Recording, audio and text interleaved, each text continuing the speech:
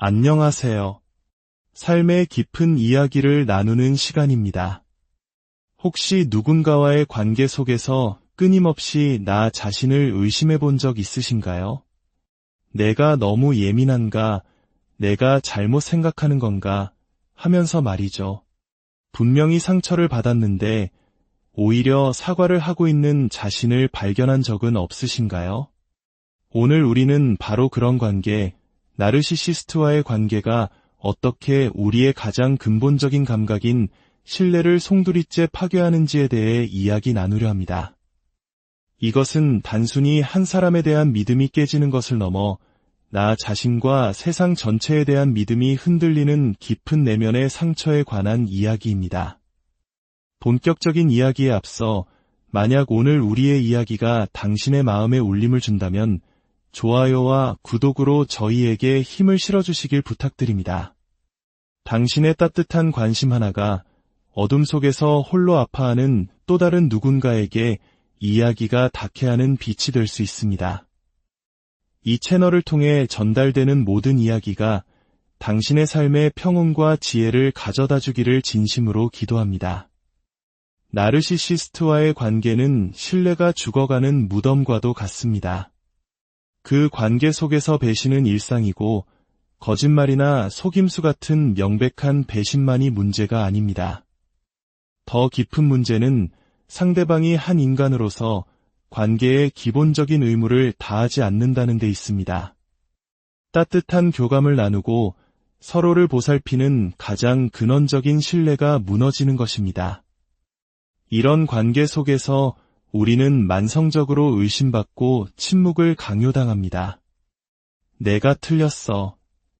내 감정은 비정상이야. 내가 바라는 건 너무 과해.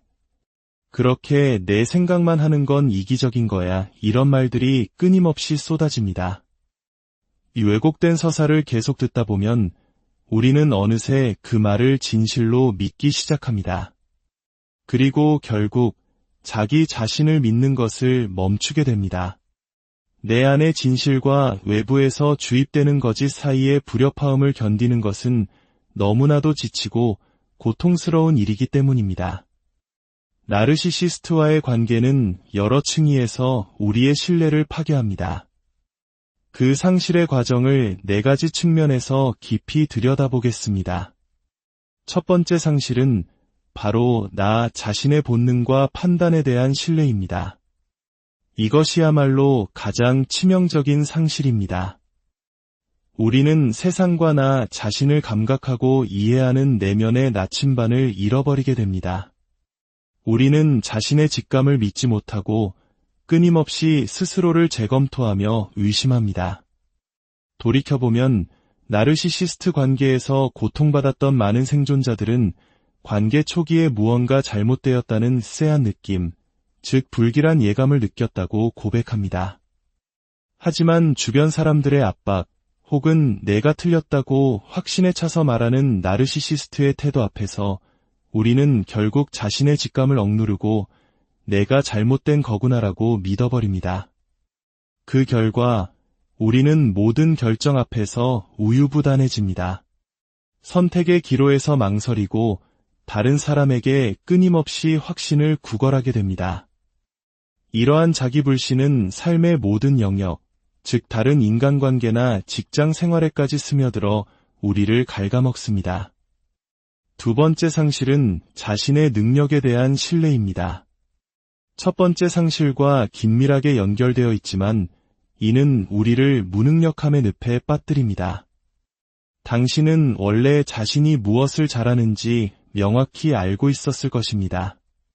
직장에서 혹은 학교에서 그 능력을 충분히 발휘하며 살아왔을지도 모릅니다.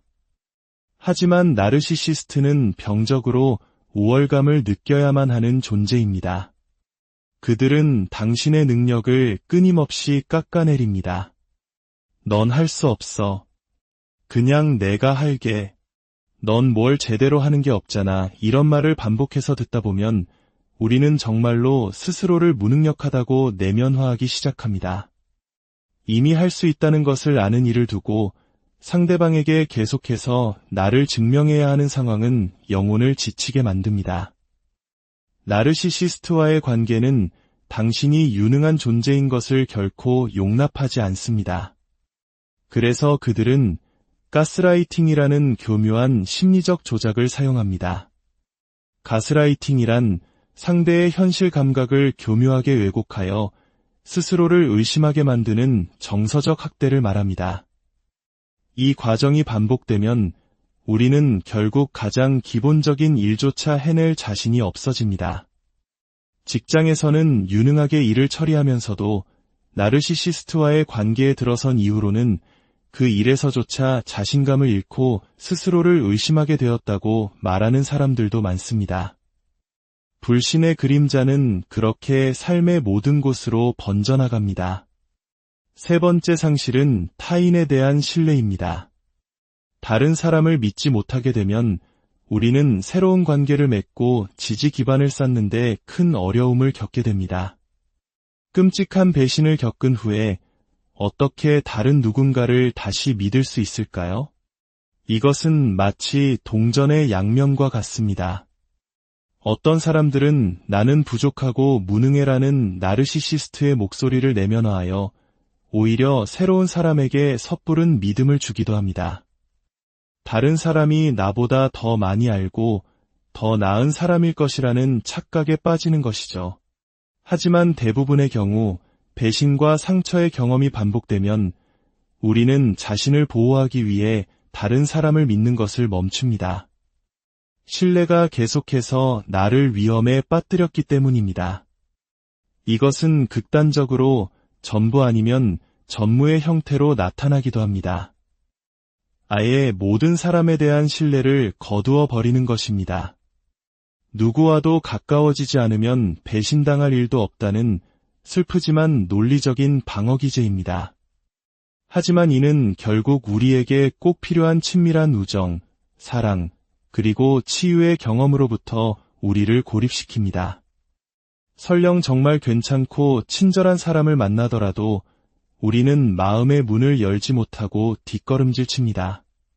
상대방이 아무리 인내심을 보여주어도 그 인내심이 바닥날 때까지 우리는 벽을 허물지 못할 수도 있습니다. 이런 고립은 결국 나르시시스트가 원하는 결과를 만들어주는 셈입니다. 우리가 그토록 필요로 하는 공감과 지지를 얻지 못하게 만드니까요. 네 번째 상실은 삶 자체에 대한 신뢰입니다. 우리는 정의와 공정함, 그리고 세상의 이치에 대한 믿음을 잃어버립니다. 나르시시스트와의 관계를 겪은 사람들의 마음속에는 깊은 회의주의가 자리 잡게 됩니다. 이 관계는 대부분 정의롭거나 공정한 방식으로 끝나지 않기 때문입니다. 우리가 어릴 때부터 믿어왔던 정직하게 노력하면 결실을 맺는다, 진실함은 통한다와 같은 반석 같던 믿음들이 송두리째 뽑혀나가는 듯한 공허함을 느낍니다. 특히 나를 괴롭혔던 나르시시스트가 직장에서 승승장구하고 경제적으로 성공하는 모습을 보면서 나는 계속해서 어려움을 겪고 있을 때 성실함이나 정직함 같은 가치들이 과연 의미가 있는지 깊은 회의에 빠집니다. 이러한 상실감은 삶의 색채와 시적인 아름다움, 그리고 마법 같은 순간들을 앗아갑니다. 새로운 것을 시도하려는 동기와 의욕마저 꺾어버릴 수 있습니다. 신뢰의 상실은 이처럼 복합적이고 치명적입니다. 하지만 희망이 없을까요? 무너진 신뢰는 다시 회복될 수 있을까요? 네, 가능합니다. 하지만 예전과 같은 순수한 모습은 아닐 것입니다. 그 신뢰는 더 현명하고 더 많은 정보에 기반하며 더 신중하고 조심스러운 형태를 띠게 될 것입니다. 나르시시스트와의 관계 이후 새로운 신뢰를 형성하는 데는 아주 오랜 시간이 걸립니다. 상대방은 그 신뢰를 얻기 위해 많은 노력을 해야 하고, 그럼에도 우리는 쉽게 의심할 수 있습니다. 하지만 솔직히 말해 가장 중요한 것은 바로 자기 자신에 대한 신뢰를 회복하는 것입니다. 나르시시스트 학대로부터의 치유는 나 자신을, 나의 본능을, 나의 직감을 되찾는 과정입니다. 나를 알고 더 이상 그것을 의심하지 않는 것입니다. 이 믿음을 천천히 되찾으면 다른 모든 것은 점차 쉬워집니다. 하지만 이것은 매우 더딘 과정이며 치유 과정에서 누군가가 또다시 당신에게 가스라이팅을 시도한다면 당신은 몇 걸음이나 뒤로 물러나게 될 수도 있습니다. 그렇다면 이 깊은 상처의 뿌리는 어디에 있을까요? 많은 경우 그 뿌리는 어린 시절로 거슬러 올라갑니다. 나르시시스트 학대 생존자 대다수는 어린 시절 나르시시스트 성향의 부모 밑에서 자란 경험이 있습니다. 물론 모두가 그런 것은 아니지만 상당수가 그렇습니다. 이런 환경에서 자랐다면 관계의 패턴은 아주 오래전에 이미 형성된 것입니다. 어린 시절의 나르시시스트 학대는 곧 엉망인 경계선을 의미합니다. 사랑, 따뜻함, 공감 등 모든 것이 아이가 필요할 때가 아니라 부모의 기분과 일정에 따라 주어집니다. 나르시시스트적인 가족 시스템 안에서 아이는 독립된 인격체로 존중받지 못합니다. 그저 부모의 욕구를 충족시켜주는 도구이거나 그들을 귀찮게 하고 좌절시키는 장애물일 뿐입니다. 이런 가정에서 자란 아이는 자신의 욕구가 결코 충족되지 않을 것이라는 사실을 배우고 부모의 분노를 피하기 위해 스스로를 드러내지 않고 최대한 작게 만드는 법을 터득합니다. 또한 나르시시스트 부모는 당신의 삶의 깊숙이 그리고 치매적으로 관여합니다. 당신의 외모, 체중, 먹는 것, 입는 옷, 친구 관계, 모든 것을 통제하려 듭니다. 이는 자녀를 독립된 인격이 아닌 자신의 연장선으로 여기기 때문입니다. 그들의 목소리는 우리 내면에 깊이 각인되어 성인이 되어서도 평생 신체 이미지나 자기 평가에 대한 문제로 이어지곤 합니다. 이런 가족 안에서 당신의 욕구는 수치스러운 것으로 취급됩니다. 당신이 부모와 분리된 개체로서 저는 이게 필요해요. 저는 그 의견에 동의하지 않아요. 라고 주장하는 순간 지옥이 펼쳐집니다. 그들의 반응은 대체로 수치심 주기입니다. 내가 감히 나 없이 존재해, 내가 감히 나 외에 욕구를 가져, 라는 메시지를 전달하는 것이죠. 결국 우리는 자신의 욕구를 표현하는 것과 수치심을 느끼는 것을 동일시하게 되어 자신의 필요를 침묵시키고 부정하는 법을 배웁니다. 이렇게 자랐다면 당신이 배운 관계의 원형은 끊임없는 경계침해, 냉담함과 간섭의 반복, 수치심, 그리고 관계 밖에서는 정체성을 가질 수 없다는 믿음이었을 것입니다. 이것은 건강한 성인 관계를 위한 최악의 출발점입니다. 우리는 어린 시절부터 부모의 분노를 피하고 인정의 부스러기라도 얻기 위해 그들이 원하는 모습으로 자신을 바꾸는 고개를 배웁니다. 그 결과 성인이 되어서는 조종적인 파트너가 주는 뜨거움과 차가움의 롤러코스터에 비극적으로 끌리게 됩니다. 이를 트라우마 본딩, 즉 외상적 유대라고 합니다. 학대와 간헐적인 친절이 반복되는 주기를 통해 형성되는 이 비정상적인 애착은 관계를 더욱 끊어내기 어렵게 만듭니다. 그래서 많은 생존자들이 나는 관계에 서툴러 혹은 나는 친밀한 관계를 맺을 수 없는 사람이야 라는 생각에 굴레에 갇힙니다. 하지만 진실은 이것입니다. 당신이 서툰 것이 아니라 사랑이나 친밀감은 무섭고 통제 불가능하며 해로운 것이라고 배웠을 뿐입니다. 이러한 과거의 상처를 인식하는 것은 고통스럽지만 치유의 첫걸음입니다. 치유는 마치 양파 껍질을 한 겹씩 벗겨내는 것과 같습니다. 천천히, 그러나 분명히 당신은 자신의 삶이 친밀함으로부터 도망치거나 혹은 거짓된 친밀함 속으로 뛰어드는 것일 필요가 없다는 것을 깨닫게 될 것입니다. 나르시시스트와의 관계를 겪은 후 우리는 종종 혼자 있기를 원하고 혼자 있을 때 더 안전하다고 느낍니다. 혹자는 이것을 버림받는 것에 대한 두려움, 즉 유기 불안 때문이라고 해석합니다. 하지만 많은 생존자들에게는 더 깊은 두려움이 있습니다. 그것은 버려지는 것에 대한 두려움이 아니라 실망하는 것에 대한 두려움입니다. 나르시시스트와의 관계는 실망의 연속입니다. 그들에게 설거지를 해달라거나 쓰레기를 버려달라는 아주 사소한 부탁을 해도 당신은 분노, 삐침, 혹은 내가 내 비서냐? 와 같은 특권의식에 가득 찬 반응과 마주하게 됩니다. 그들은 수동 공격적으로 부탁을 잊어버리거나 이를 대충 해서 다시는 부탁할 수 없게 만듭니다. 결국 혼자서 모든 것을 해내는 피로감보다 누군가에게 기댔다가 실망하는 과정에서 오는 탈진이 훨씬 더 크다는 것을 배우게 됩니다. 다른 사람에게 의지할 때 우리는 희망을 품습니다. 하지만 그 희망이 무너질 때마다 우리는 이 관계가 얼마나 공허한지를 다시 한번 상기하게 됩니다. 이런 만성적인 실망감은 또 다른 형태의 유기, 즉 정서적 유기입니다. 이제 마지막으로 공감 능력의 딜레마에 대해 이야기해 보겠습니다. 공감 능력은 많은 생존자들의 강점이자 초능력입니다. 하지만 나르시시스트와의 관계 속에서 이 초능력은 우리를 취약하게 만드는 약점이 됩니다. 우리의 공감 능력은 그들에게 이용당하고 우리는 연민과 죄책감, 그리고 트라우마 본딩에 더 깊이 갇히게 됩니다. 그래서 치유 과정에서 우리는 공감 능력을 억제해야 한다고 느끼기도 합니다.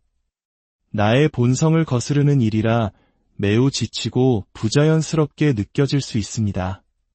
하지만 이것은 비정상이 아닙니다. 이것은 지혜이며 분별력입니다. 우리는 모든 관계에서 똑같은 모습으로 존재할 필요가 없습니다.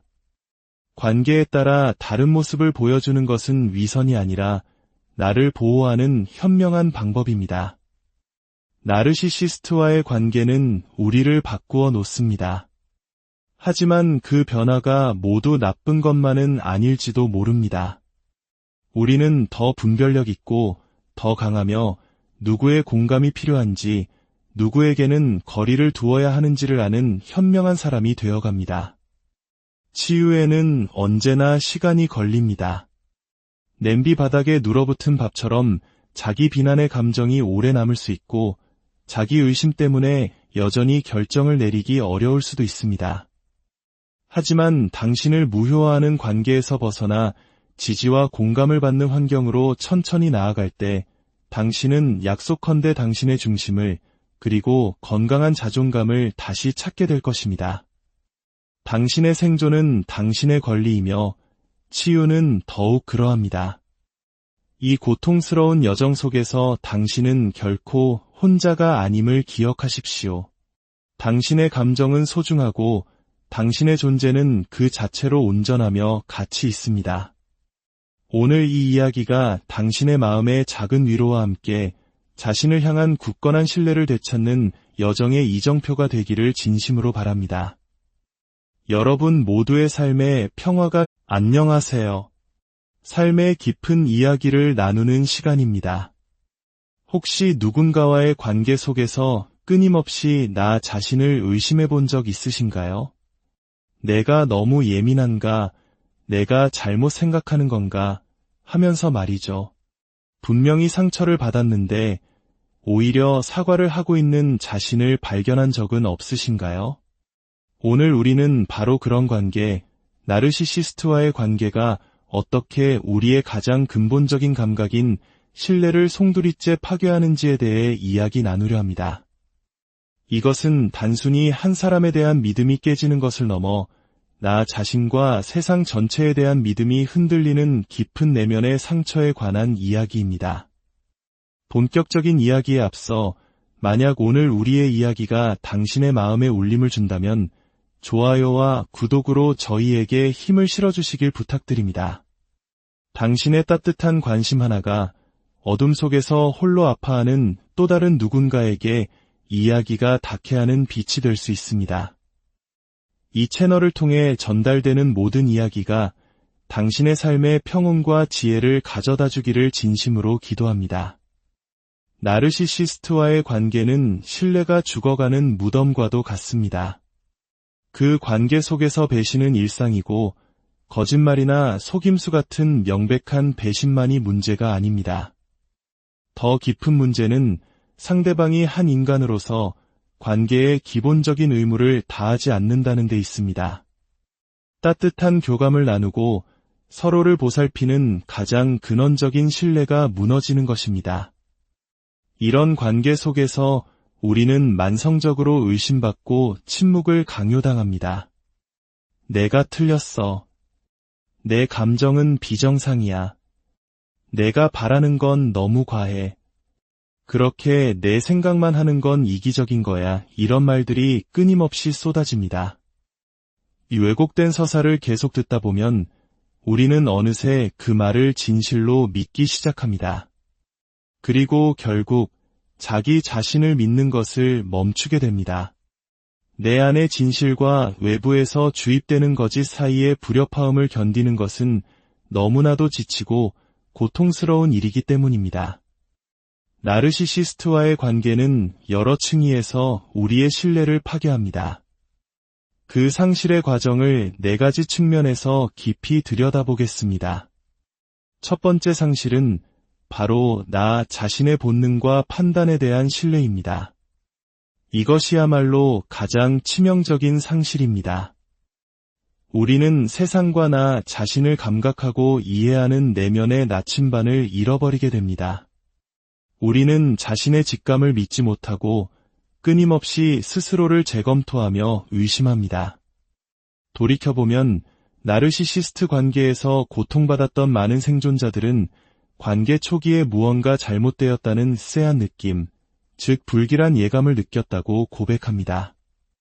하지만 주변 사람들의 압박, 혹은 내가 틀렸다고 확신에 차서 말하는 나르시시스트의 태도 앞에서 우리는 결국 자신의 직감을 억누르고 내가 잘못된 거구나라고 믿어버립니다.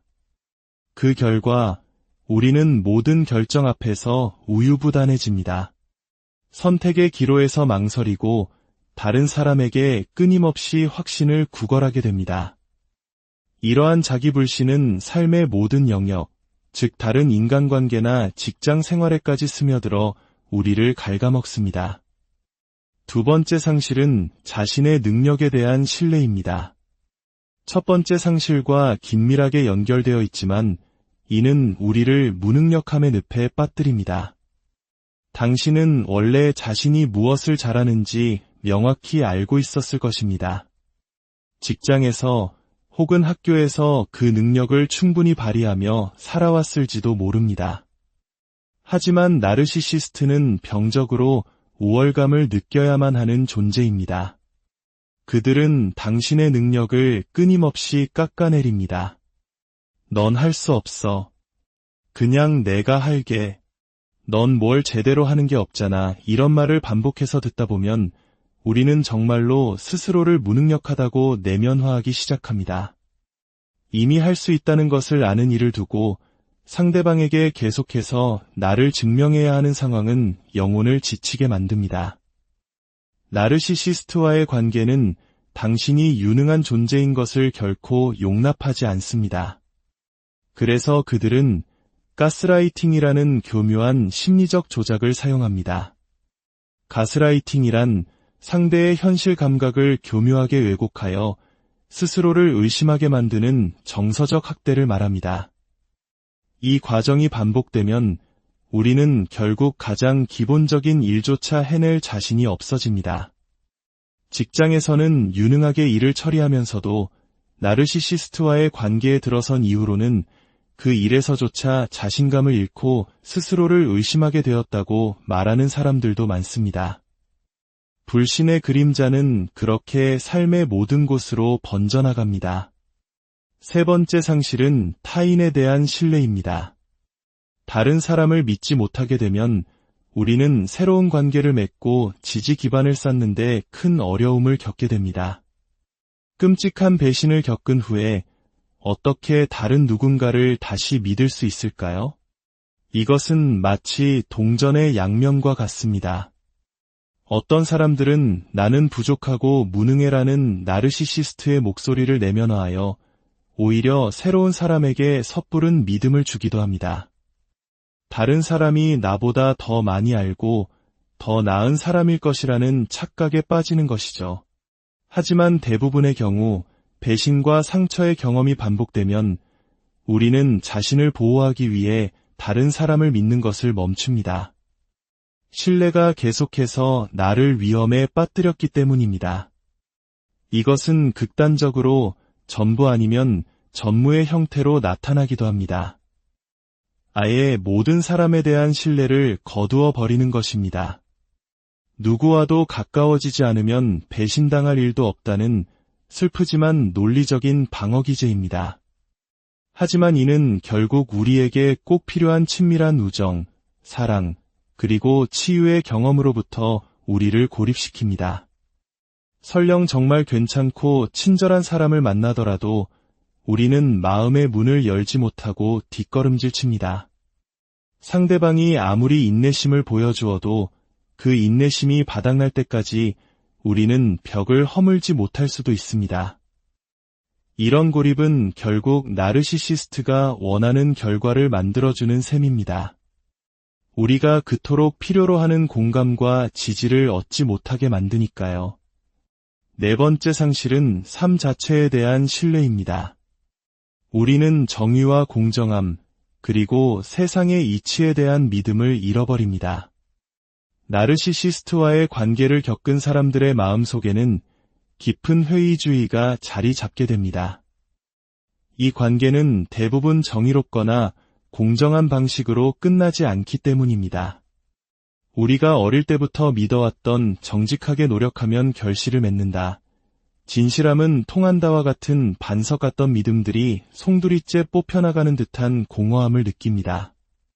특히 나를 괴롭혔던 나르시시스트가 직장에서 승승장구하고 경제적으로 성공하는 모습을 보면서 나는 계속해서 어려움을 겪고 있을 때 성실함이나 정직함 같은 가치들이 과연 의미가 있는지 깊은 회의에 빠집니다. 이러한 상실감은 삶의 색채와 시적인 아름다움, 그리고 마법 같은 순간들을 앗아갑니다. 새로운 것을 시도하려는 동기와 의욕마저 꺾어버릴 수 있습니다. 신뢰의 상실은 이처럼 복합적이고 치명적입니다. 하지만 희망이 없을까요? 무너진 신뢰는 다시 회복될 수 있을까요? 네, 가능합니다. 하지만 예전과 같은 순수한 모습은 아닐 것입니다. 그 신뢰는 더 현명하고 더 많은 정보에 기반하며 더 신중하고 조심스러운 형태를 띠게 될 것입니다. 나르시시스트와의 관계 이후 새로운 신뢰를 형성하는 데는 아주 오랜 시간이 걸립니다. 상대방은 그 신뢰를 얻기 위해 많은 노력을 해야 하고, 그럼에도 우리는 쉽게 의심할 수 있습니다.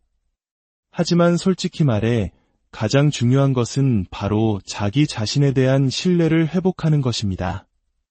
나르시시스트 학대로부터의 치유는 나 자신을, 나의 본능을, 나의 직감을 되찾는 과정입니다. 나를 알고 더 이상 그것을 의심하지 않는 것입니다. 이 믿음을 천천히 되찾으면 다른 모든 것은 점차 쉬워집니다. 하지만 이것은 매우 더딘 과정이며 치유 과정에서 누군가가 또다시 당신에게 가스라이팅을 시도한다면 당신은 몇 걸음이나 뒤로 물러나게 될 수도 있습니다. 그렇다면 이 깊은 상처의 뿌리는 어디에 있을까요? 많은 경우 그 뿌리는 어린 시절로 거슬러 올라갑니다. 나르시시스트 학대 생존자 대다수는 어린 시절 나르시시스트 성향의 부모 밑에서 자란 경험이 있습니다. 물론 모두가 그런 것은 아니지만 상당수가 그렇습니다. 이런 환경에서 자랐다면 관계의 패턴은 아주 오래전에 이미 형성된 것입니다. 어린 시절의 나르시시스트 학대는 곧 엉망인 경계선을 의미합니다.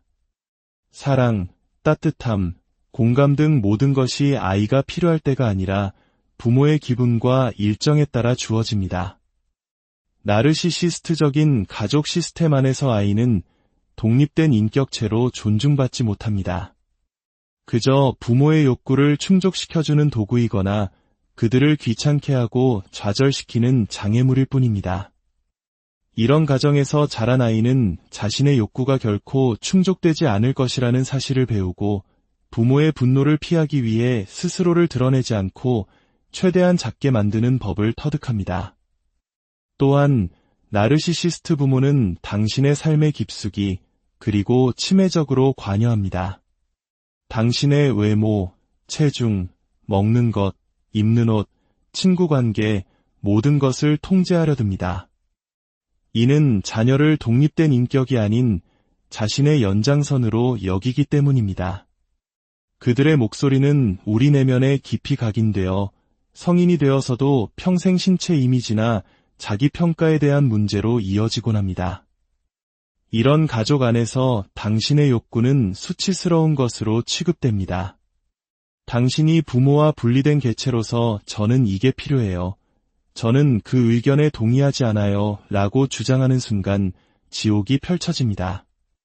그들의 반응은 대체로 수치심 주기입니다. 내가 감히 나 없이 존재해, 내가 감히 나 외에 욕구를 가져, 라는 메시지를 전달하는 것이죠. 결국 우리는 자신의 욕구를 표현하는 것과 수치심을 느끼는 것을 동일시하게 되어 자신의 필요를 침묵시키고 부정하는 법을 배웁니다.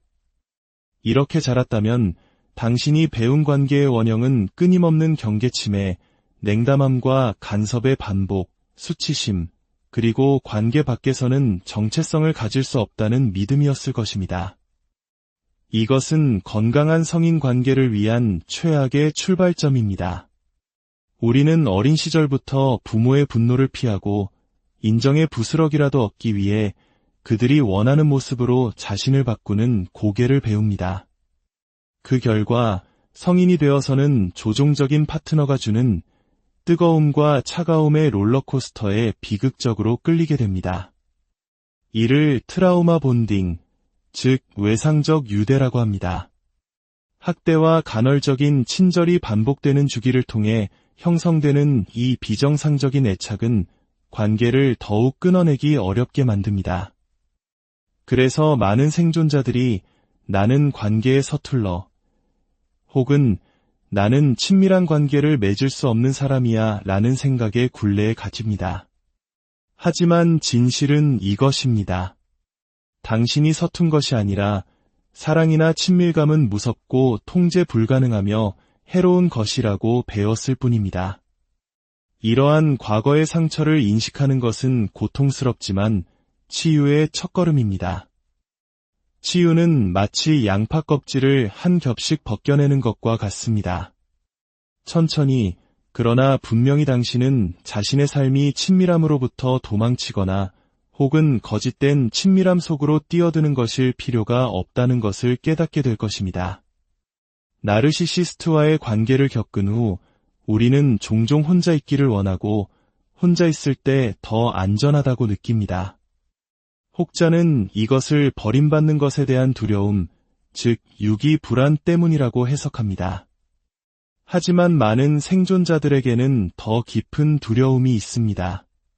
그것은 버려지는 것에 대한 두려움이 아니라 실망하는 것에 대한 두려움입니다. 나르시시스트와의 관계는 실망의 연속입니다. 그들에게 설거지를 해달라거나 쓰레기를 버려달라는 아주 사소한 부탁을 해도 당신은 분노, 삐침, 혹은 내가 내 비서냐? 와 같은 특권의식에 가득 찬 반응과 마주하게 됩니다. 그들은 수동 공격적으로 부탁을 잊어버리거나 이를 대충 해서 다시는 부탁할 수 없게 만듭니다.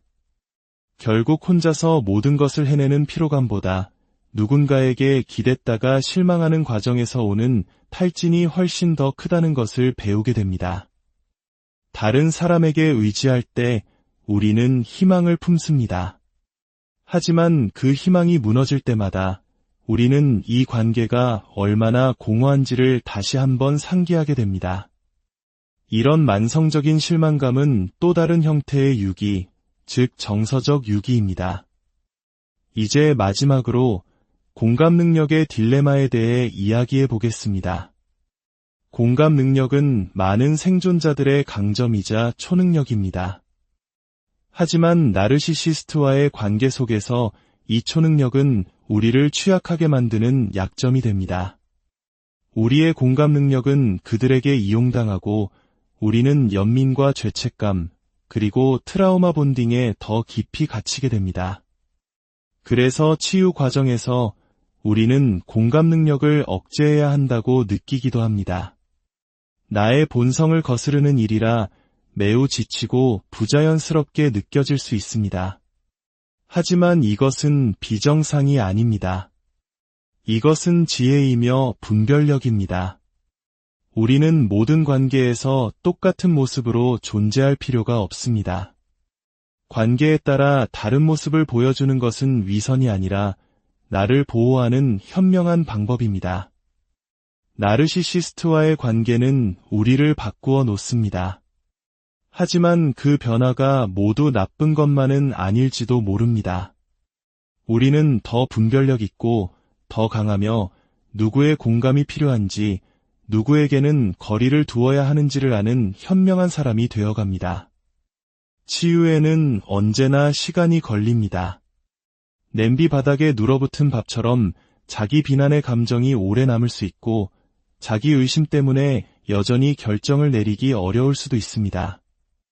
하지만 당신을 무효화하는 관계에서 벗어나 지지와 공감을 받는 환경으로 천천히 나아갈 때 당신은 약속컨대 당신의 중심을 그리고 건강한 자존감을 다시 찾게 될 것입니다. 당신의 생존은 당신의 권리이며 치유는 더욱 그러합니다. 이 고통스러운 여정 속에서 당신은 결코 혼자가 아님을 기억하십시오. 당신의 감정은 소중하고 당신의 존재는 그 자체로 온전하며 가치 있습니다.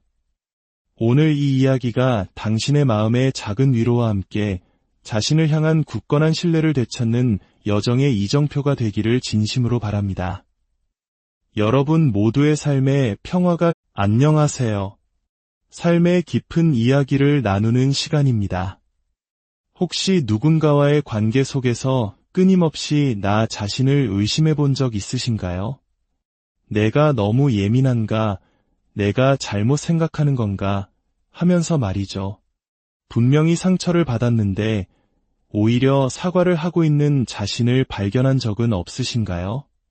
오늘 우리는 바로 그런 관계, 나르시시스트와의 관계가 어떻게 우리의 가장 근본적인 감각인 신뢰를 송두리째 파괴하는지에 대해 이야기 나누려 합니다. 이것은 단순히 한 사람에 대한 믿음이 깨지는 것을 넘어 나 자신과 세상 전체에 대한 믿음이 흔들리는 깊은 내면의 상처에 관한 이야기입니다.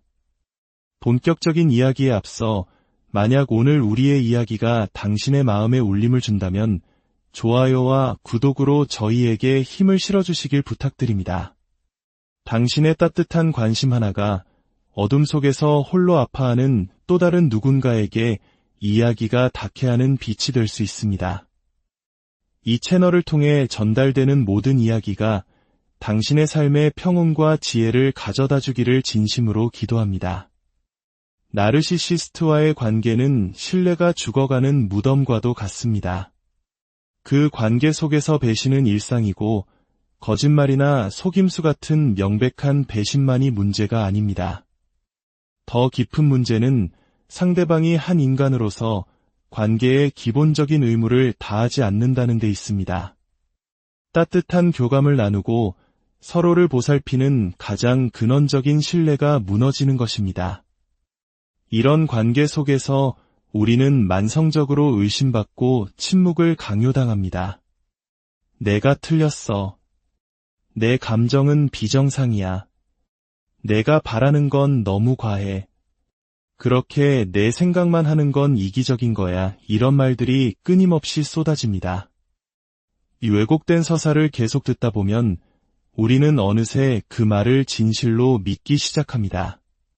그리고 결국 자기 자신을 믿는 것을 멈추게 됩니다. 내 안의 진실과 외부에서 주입되는 거짓 사이의 불협화음을 견디는 것은 너무나도 지치고 고통스러운 일이기 때문입니다. 나르시시스트와의 관계는 여러 층위에서 우리의 신뢰를 파괴합니다. 그 상실의 과정을 4가지 측면에서 깊이 들여다보겠습니다.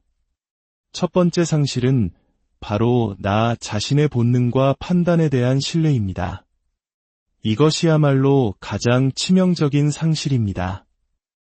우리는 세상과 나 자신을 감각하고 이해하는 내면의 나침반을 잃어버리게 됩니다.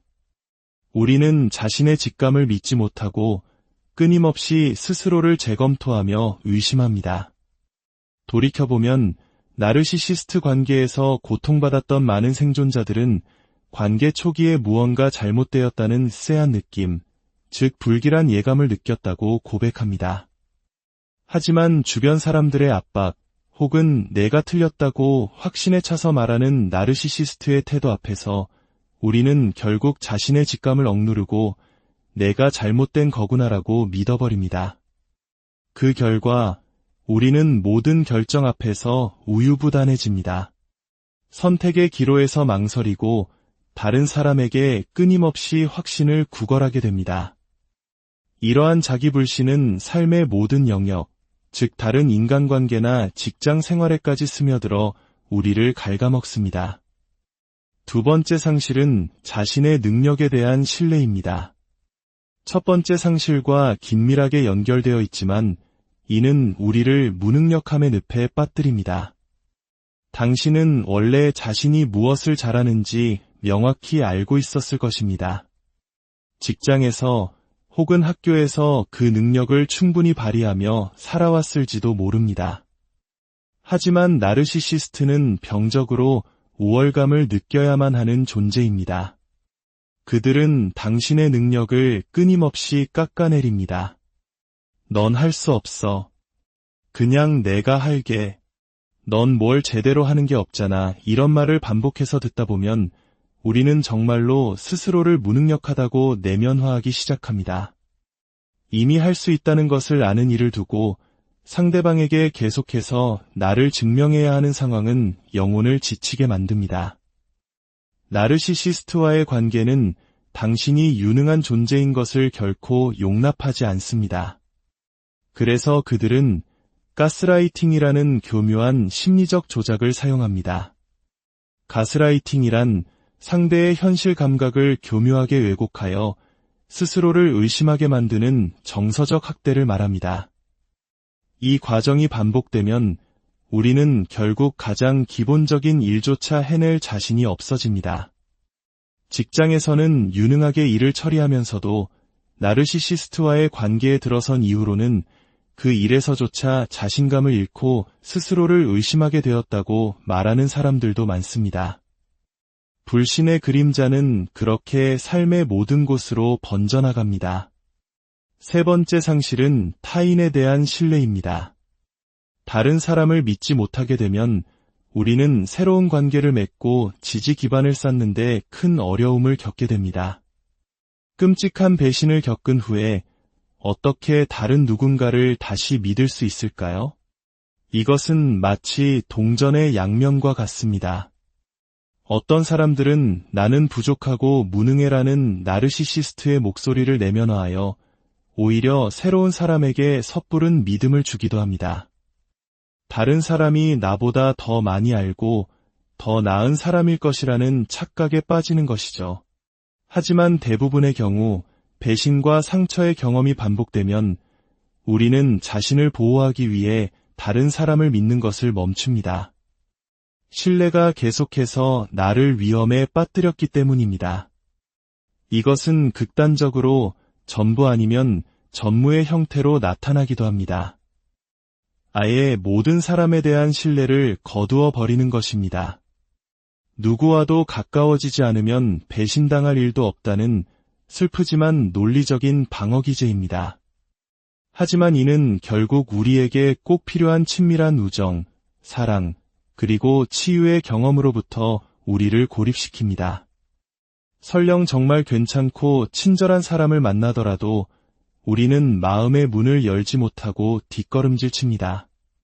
상대방이 아무리 인내심을 보여주어도 그 인내심이 바닥날 때까지 우리는 벽을 허물지 못할 수도 있습니다.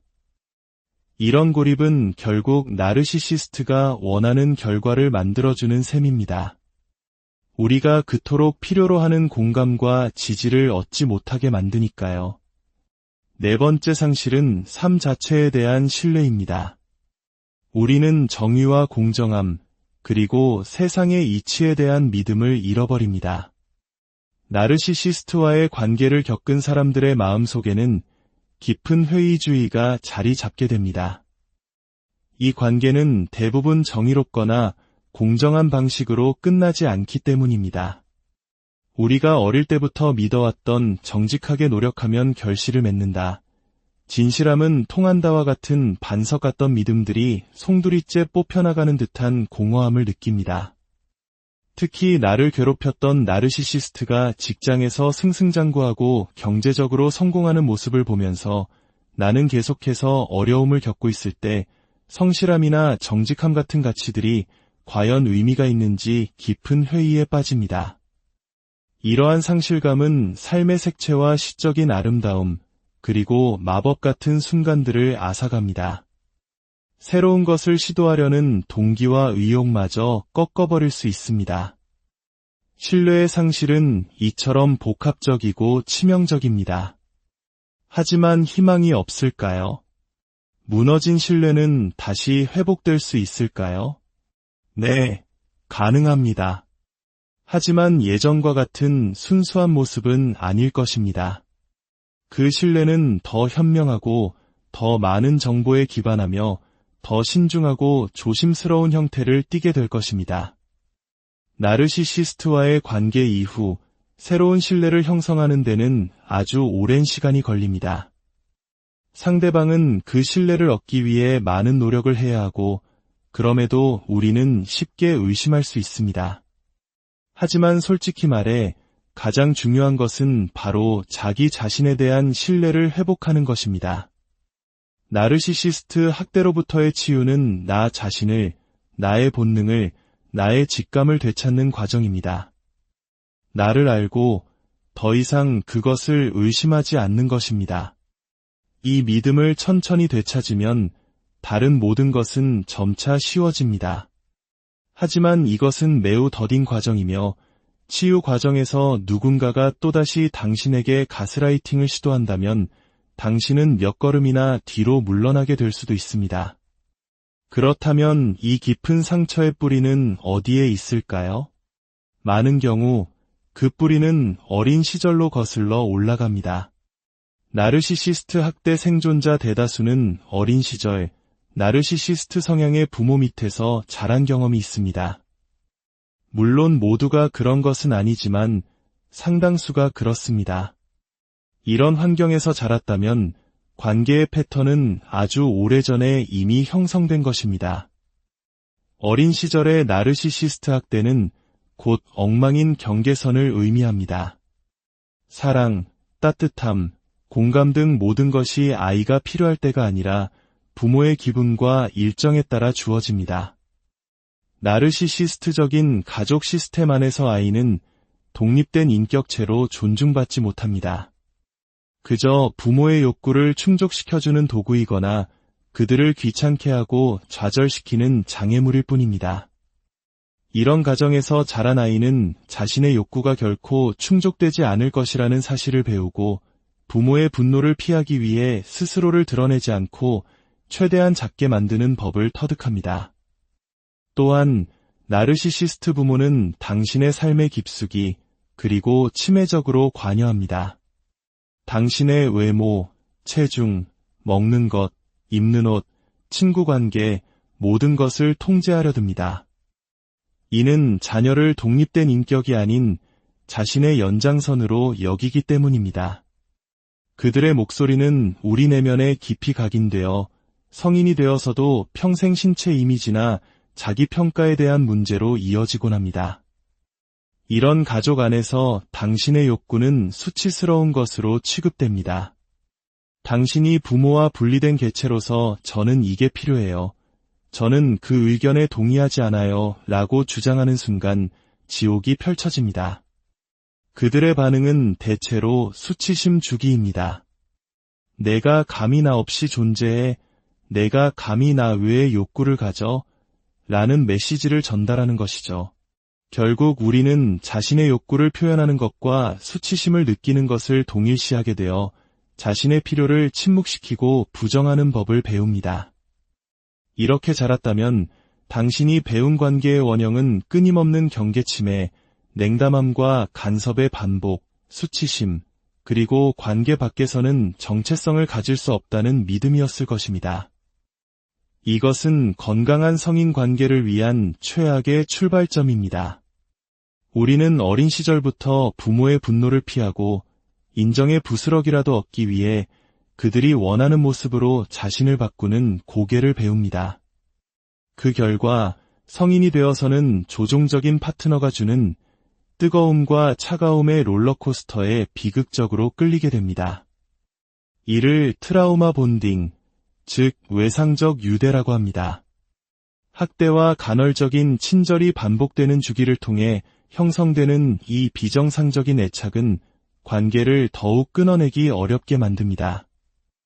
그래서 많은 생존자들이 나는 관계에 서툴러, 혹은 나는 친밀한 관계를 맺을 수 없는 사람이야 라는 생각에 굴레에 갇힙니다. 하지만 진실은 이것입니다. 당신이 서툰 것이 아니라 사랑이나 친밀감은 무섭고 통제 불가능하며 해로운 것이라고 배웠을 뿐입니다. 이러한 과거의 상처를 인식하는 것은 고통스럽지만 치유의 첫걸음입니다. 치유는 마치 양파 껍질을 한 겹씩 벗겨내는 것과 같습니다. 천천히, 그러나 분명히 당신은 자신의 삶이 친밀함으로부터 도망치거나 혹은 거짓된 친밀함 속으로 뛰어드는 것일 필요가 없다는 것을 깨닫게 될 것입니다. 나르시시스트와의 관계를 겪은 후 우리는 종종 혼자 있기를 원하고 혼자 있을 때 더 안전하다고 느낍니다. 혹자는 이것을 버림받는 것에 대한 두려움, 즉 유기 불안 때문이라고 해석합니다. 하지만 많은 생존자들에게는 더 깊은 두려움이 있습니다. 그것은 버려지는 것에 대한 두려움이 아니라 실망하는 것에 대한 두려움입니다. 나르시시스트와의 관계는 실망의 연속입니다. 그들에게 설거지를 해달라거나 쓰레기를 버려달라는 아주 사소한 부탁을 해도 당신은 분노, 삐침, 혹은 내가 내 비서냐? 와 같은 특권의식에 가득 찬 반응과 마주하게 됩니다. 그들은 수동 공격적으로 부탁을 잊어버리거나 이를 대충 해서 다시는 부탁할 수 없게 만듭니다. 결국 혼자서 모든 것을 해내는 피로감보다 누군가에게 기댔다가 실망하는 과정에서 오는 탈진이 훨씬 더 크다는 것을 배우게 됩니다. 다른 사람에게 의지할 때 우리는 희망을 품습니다. 하지만 그 희망이 무너질 때마다 우리는 이 관계가 얼마나 공허한지를 다시 한번 상기하게 됩니다. 이런 만성적인 실망감은 또 다른 형태의 유기, 즉 정서적 유기입니다. 이제 마지막으로 공감 능력의 딜레마에 대해 이야기해 보겠습니다. 공감 능력은 많은 생존자들의 강점이자 초능력입니다. 하지만 나르시시스트와의 관계 속에서 이 초능력은 우리를 취약하게 만드는 약점이 됩니다. 우리의 공감 능력은 그들에게 이용당하고 우리는 연민과 죄책감, 그리고 트라우마 본딩에 더 깊이 갇히게 됩니다. 그래서 치유 과정에서 우리는 공감 능력을 억제해야 한다고 느끼기도 합니다. 나의 본성을 거스르는 일이라 매우 지치고 부자연스럽게 느껴질 수 있습니다. 하지만 이것은 비정상이 아닙니다. 이것은 지혜이며 분별력입니다. 우리는 모든 관계에서 똑같은 모습으로 존재할 필요가 없습니다. 관계에 따라 다른 모습을 보여주는 것은 위선이 아니라 나를 보호하는 현명한 방법입니다. 나르시시스트와의 관계는 우리를 바꾸어 놓습니다. 하지만 그 변화가 모두 나쁜 것만은 아닐지도 모릅니다. 우리는 더 분별력 있고 더 강하며 누구의 공감이 필요한지, 누구에게는 거리를 두어야 하는지를 아는 현명한 사람이 되어갑니다. 치유에는 언제나 시간이 걸립니다. 냄비 바닥에 눌어붙은 밥처럼 자기 비난의 감정이 오래 남을 수 있고 자기 의심 때문에 여전히 결정을 내리기 어려울 수도 있습니다. 하지만 당신을 무효화하는 관계에서 벗어나 지지와 공감을 받는 환경으로 천천히 나아갈 때 당신은 약속컨대 당신의 중심을 그리고 건강한 자존감을 다시 찾게 될 것입니다. 당신의 생존은 당신의 권리이며 치유는 더욱 그러합니다. 이 고통스러운 여정 속에서 당신은 결코 혼자가 아님을 기억하십시오. 당신의 감정은 소중하고 당신의 존재는 그 자체로 온전하며 가치 있습니다. 오늘 이 이야기가 당신의 마음의 작은 위로와 함께 자신을 향한 굳건한 신뢰를 되찾는 여정의 이정표가 되기를 진심으로 바랍니다. 여러분 모두의 삶에 평화가 안녕하세요. 삶의 깊은 이야기를 나누는 시간입니다. 혹시 누군가와의 관계 속에서 끊임없이 나 자신을 의심해 본 적 있으신가요? 내가 너무 예민한가? 내가 잘못 생각하는 건가? 하면서 말이죠. 분명히 상처를 받았는데 오히려 사과를 하고 있는 자신을 발견한 적은 없으신가요? 오늘 우리는 바로 그런 관계, 나르시시스트와의 관계가 어떻게 우리의 가장 근본적인 감각인 신뢰를 송두리째 파괴하는지에 대해 이야기 나누려 합니다. 이것은 단순히 한 사람에 대한 믿음이 깨지는 것을 넘어 나 자신과 세상 전체에 대한 믿음이 흔들리는 깊은 내면의 상처에 관한 이야기입니다. 본격적인 이야기에 앞서 만약 오늘 우리의 이야기가 당신의 마음에 울림을 준다면 좋아요와 구독으로 저희에게 힘을 실어주시길 부탁드립니다. 당신의 따뜻한 관심 하나가 어둠 속에서 홀로 아파하는 또 다른 누군가에게 이야기가 닿게 하는 빛이 될 수 있습니다. 이 채널을 통해 전달되는 모든 이야기가 당신의 삶의 평온과 지혜를 가져다 주기를 진심으로 기도합니다. 나르시시스트와의 관계는 신뢰가 죽어가는 무덤과도 같습니다. 그 관계 속에서 배신은 일상이고 거짓말이나 속임수 같은 명백한 배신만이 문제가 아닙니다. 더 깊은 문제는 상대방이 한 인간으로서 관계의 기본적인 의무를 다하지 않는다는 데 있습니다. 따뜻한 교감을 나누고 서로를 보살피는 가장 근원적인 신뢰가 무너지는 것입니다. 이런 관계 속에서 우리는 만성적으로 의심받고 침묵을 강요당합니다. 내가 틀렸어. 내 감정은 비정상이야. 내가 바라는 건 너무 과해. 그렇게 내 생각만 하는 건 이기적인 거야. 이런 말들이 끊임없이 쏟아집니다. 이 왜곡된 서사를 계속 듣다 보면 우리는 어느새 그 말을 진실로 믿기 시작합니다. 그리고 결국 자기 자신을 믿는 것을 멈추게 됩니다. 내 안의 진실과 외부에서 주입되는 거짓 사이의 불협화음을 견디는 것은 너무나도 지치고 고통스러운 일이기 때문입니다.